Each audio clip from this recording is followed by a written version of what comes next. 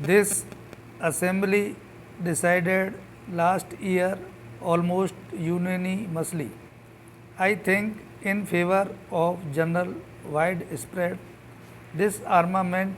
The great nations of the world have committed themselves to it. Stop the United States, through its president, recently put forward proposals which are in line with what this assembly has decided. Stop. The Soviet Russia has put forward proposals to the same effect, varying them slightly but essentially aiming at the same thing. Stop. There is a good deal of commonness about them in broad outline. Stop. If that is so, why should we not grasp this opportunity and remove the fear and terror from people's minds and devote our energies and resources to the advancement of the world?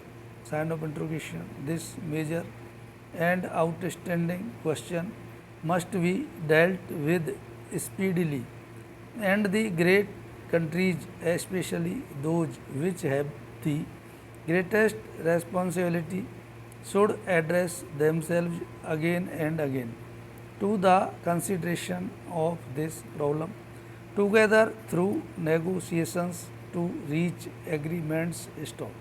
Such agreements cannot be merely agreements between some countries, however great. Stop. These must represent all the members of the United Nations. Stop. But I do not think that it is better for a few countries to deal with this problem to begin with. Stop. I feel rather strongly on this question, although we in India are probably not situated in the major theatres of a possible war. Stop. Everything that man has striven for in the past thousands of years is at stake today. Stop. While I feel as strongly as possible about the freedom of the colonial countries and other dependent people, I do not think that the biggest question today is the question of war and peace and disarmament. Stop. Para.